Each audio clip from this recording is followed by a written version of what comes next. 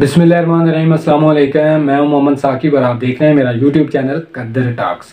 नाज़रीन, electronic voting machine पर और ओवरसीज़ पाकिस्तानियों को वोट का हक देने के हवाले से जो सूरत हाल है अपोजिशन में, वो बड़ी दिलचस्प हो चुकी है, क्योंकि आसिफ अली जरदारी ने बिलावल भुट्टो के बयानात को, तनकीद को गलत करार दे दिया है और उन्होंने अपनी राय का इजहार किया है। और जो ख्वाजा मोहम्मद आसिफ साहब हैं सियालकोटी, उन्होंने अपोजिशन लीडर जनाब मियाँ मोहम्मद शहबाज शरीफ साहब के इलेक्ट्रॉनिक वोटिंग मशीन के खिलाफ दिए गया बयानात को, तनकीद को गलत करार दे दिया और उन्होंने अपनी राय का इजहार किया। इस पर बात करते हैं, लेकिन पहले गुजारिश ये करनी है कि जिन्होंने अभी तक चैनल को सब्सक्राइब नहीं किया, पहले वो चैनल को लाजमी सब्सक्राइब कर दें, साथ ही बेल आइकन है उसको भी प्रेस कर दें और कमेंट सेक्शन में अपनी कीमती राय का इजहार ज़रूर फरमा दें।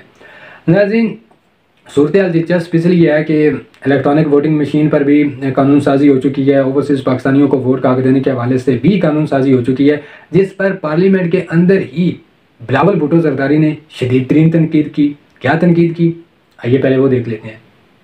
जिस तरीके से और जिस अंदाज से इस हुकूमत ने एक तरफा इलेक्शन रिफॉर्म्स करने की कोशिश की, ये पाकिस्तान की तारीख ने नहीं देखा है कि एक हुकूमत पहले अज खुद ऑर्डिनेंस के थ्रू इलेक्टोरल रिफॉर्म्स करने की कोशिश करे और अब वो बुलडोज करके इस ऐवान से इलेक्टोरल रिफॉर्म्स जबरदस्ती पास करवाना चाहते हैं। जबरदस्ती इलेक्ट्रॉनिक वोटिंग मशीन्स ऑपोजिशन के एतराजात के बावजूद पास कर रहे हैं।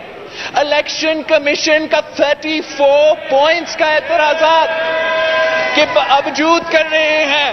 अगर आप इस कोशिश में कामयाब होते हैं तो मैं आज से आपको बता रहा हूं जनाब स्पीकर, हम आज से अगला इलेक्शन नहीं मानते हैं, हम आज से इलेक्टोरल वोटिंग मशीन्स नहीं मानते हैं। इस जॉइंट सेशन में पाकिस्तान के अवाम के वोट पे डाका मार रहे हैं पाकिस्तान पीपल्स पार्टी। ना कल किसी को यह इजाजत दी गई है, ना आज हम किसी को इजाजत देंगे। जी नाज़रीन, ये आपने बिलावल भुट्टो जरदारी साहब को सुना है। अब आप सुने कि आसिफ अली जरदारी साहब क्या कह रहे हैं। जितना ये जोर लगा रहे हैं, इस बीज को लगा रहे हैं, उसका फल कोई और खाएगा, ये नहीं खाएगा। जी नाज़रीन, आपने आसिफ अली जरदारी साहब को भी सुन लिया है। आसिफ अली जरदारी को मास्टर ऑफ सियासत कहा जाता है, पॉलिटिक्स का उस्ताद कहा जाता है। आसिफ अली जरदारी को बिलावल भुट्टो जरदारी ने कहा था कि मैं इलेक्ट्रॉनिक वोटिंग मशीन के खिलाफ हूँ और मैं अभी से 2023 में होने वाले इलेक्शन को, उसके रिजल्ट को मानने से इनकार कर रहा हूँ। जबकि आसिफ अली जरदारी साहब ये कह रहे हैं कि ये इमरान खान के खिलाफ यूज़ होगी, ये कानून साजी इमरान खान को फ़ायदा नहीं पहुँचाएगी। नाज़रीन, अगर ये कानून साजी इमरान खान को फ़ायदा नहीं पहुँचाएगी, अगर ये इमरान खान के खिलाफ यूज़ होगी बकौल आसिफ अली जरदारी साहब, तो ये बिलावल भुट्टो जरदारी इतनी शदीद तनकीद क्यों कर रहे थे? और अगर वो तनकीद कर रहे थे तो आसिफ अली जरदारी ने उनको क्यों नहीं समझाया कि बेटा ऐसी बातें नहीं करो। पहली बात तो यह है कि हम तहरीक शुरू करने जा रहे हैं PDM के साथ मिलके इस हुकूमत को गिराने के लिए। सो आप एक तो कह रहे हो कि जी इलेक्शन 2023 में होंगे, दूसरा आप ये कह रहे हो कि हम अभी से उसके रिजल्ट को मानने से इनकार करते हैं। सो आसिफ अली जरदारी ने बिलावल भुट्टो के बयानात को गलत करार दे दिया, उसकी मुखालफत की, उन्होंने अपनी राय का इजहार किया कि ये जो कानून साजी हुई है ये बेसिकली इमरान खान के खिलाफ हुई है और ये इमरान खान के खिलाफ यूज़ होगी, इससे इमरान खान को कोई फ़ायदा नहीं होगा। ये बिलावल भुट्टो के बयानात को, तनकीद को गलत करार देते हुए आसिफ अली जरदारी साहब ने बयान दिया है। अब आप सुने कि जो अपोजिशन लीडर है मियाँ मोहम्मद शहबाज शरीफ साहब, उन्होंने कौमी असम्बली में इलेक्ट्रॉनिक वोटिंग मशीन के खिलाफ क्या बयान दिए, क्या तकरीर की, आइए वो सुनते हैं। अवाम से तो इनको अब वोट मिलना महाल है, ये जानते हैं, लिहाजा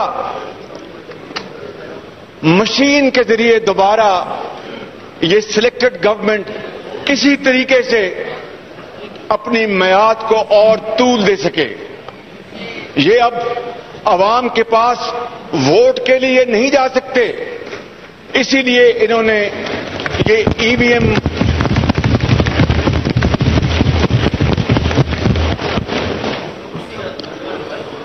और ईवीएम क्या चीज है जनाब speaker? Evil and vicious machine.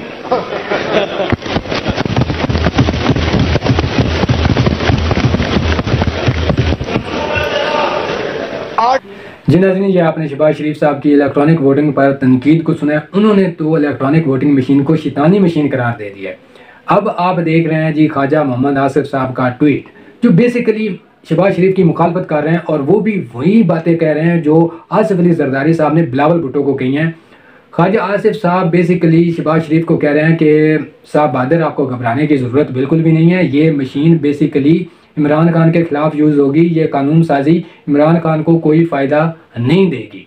ये बेसिकली जो ख्वाजा मोहम्मद आसिफ साहब हैं वो शहबाज शरीफ के बयानात को गलत करार दे रहे हैं और अपनी राय का इज़हार कर रहे हैं। नाज़रीन, यहाँ पे एक बात ये भी है कि अगर ख्वाजा मोहम्मद आसिफ और आसिफ अली जरदारी साहब इस कानून साजी को इमरान खान के ख़िलाफ़ ही समझ रहे हैं तो उन्होंने इस कानून साजी के हक़ में क्यों नहीं वोट दिया।